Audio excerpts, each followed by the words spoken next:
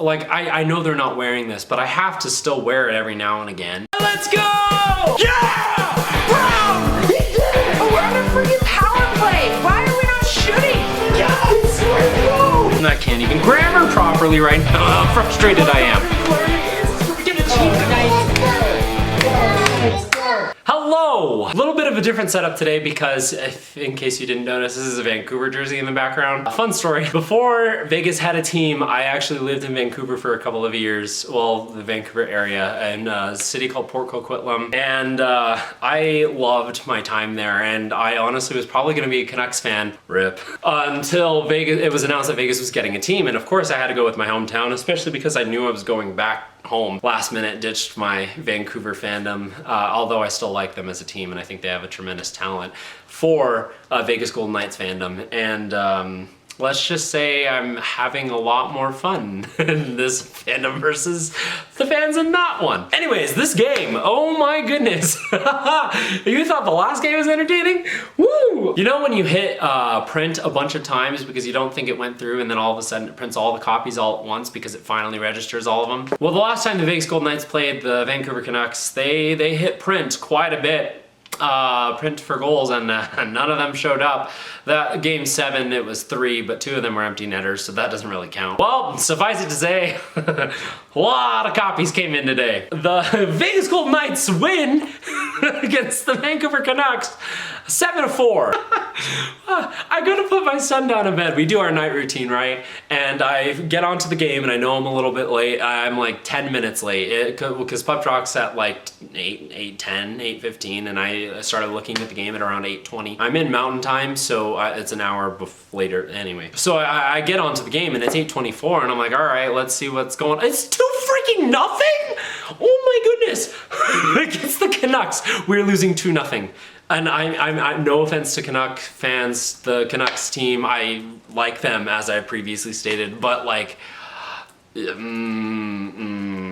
no. Former Golden Knight again, defenseman again, because John Merrill last game and Brad Hunt this game facing us, and that's a storyline. Gets a secondary assist on the second goal, and so that was even just a little bit more of a sting. But hey, still tons of hockey left to go. Okay, 2 caveats. So we already missed on a power play chance earlier in the period. That's normal, right? But the Vancouver Canucks penalty kill percentage is in the 60s. My goodness, that is awful. If Vegas hadn't scored on a power play at least once in this game against the Vancouver Canucks, there would be some issues. It was a 5-on-3, so Vegas has historically been bad at those. Mark Stone circles around about, sends it over to Theodore, who slaps this thing hard, but it's saved by Demko, and then pierced home by who else than Evgeny Dodonov. The funniest thing about this is because this happened 15 seconds before intermission,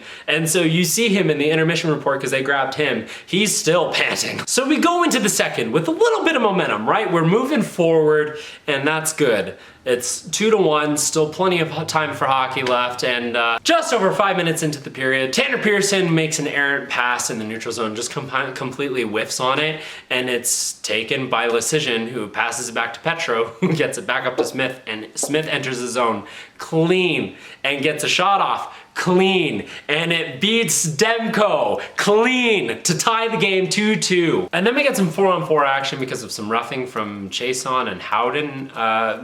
There were so many penalties in this game, but 4-on-4, and Theodore intercepts this pass in their offensive zone, Vancouver's defensive zone, to keep this play alive and sends it right over to Braden McNabb. And Braden McNabb scores. So the 3 goal scorers from the Vegas Golden Knights so far in this game: Evgeny Dodonov, Riley Smith, and Braden McNabb. Literally the 3 people that I'm talking about, who's Vegas gonna move of these 3, possibly McNabb and one of the other 2, and then some other people, assuming we don't have further injuries, which is only gonna inhibit us further. And they're the 3 goal scorers so far. I mean, yeah, Braden McNabb doesn't score if it's not for Theodore making that amazing play, and yeah, Theodore is starting to come alive, and that's great.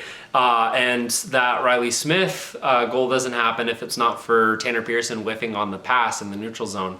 And then that first goal, like it's a 5-on-3 power play, so like thank you refs, I guess, but like we suck on the power play, so usually you giving us one is a disadvantage. Anyway, they have to know, right, that their jobs with Vegas are on the line with this, because they're just seeing that LTIR and thinking, Side note, Jack Eichel's surgery went well, so that's great, that's fantastic. They're saying he could hit the ice as soon as December, not like playing games, no contact obviously, but start skating again as soon as December. Dude went on a walk within like an hour of getting the surgery in the first place. But they see that, right? And they're like, okay, if I don't perform, I'm getting moved, because that's Vegas's MO. Little less than 3 minutes left to go, and play is made where Nils Hoglander comes up and he storms up the ice, and it's just him and Ben Hutton. Oh yeah, Ben Hutton making his his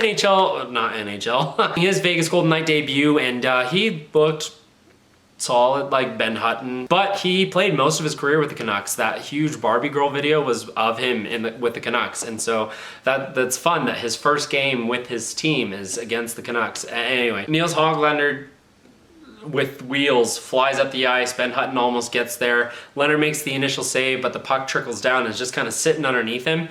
Doesn't know where it is. Hutton doesn't know where it is. Nils Hoglander glances back, sees the puck's there, goes back and stabs that and makes it go in to tie the game 3-3 heading into intermission. I mean, other penalties and stuff happened at the very end of the second, where it was first a tripping from Vancouver and then a too many men. Just so many penalties, guys. But to start the third period, this play happens where Hake sends it over to Kolazar, and they're all doing these spinny passes. So Kolazar spins, passes it over to Dodonov, who spins and backhand passes this perfectly to the stick of none other than Jake Leschyshyn. Pots this past Demko to get his first career NHL goal. That's 3 first career NHL goals in 2 games for the Vegas Golden Knights, and that's huge for these rookies to be stepping up in the way that they are and get those goals. Great play from Haig to keep it in. Beautiful pass from Dodonov. Like, oh my goodness.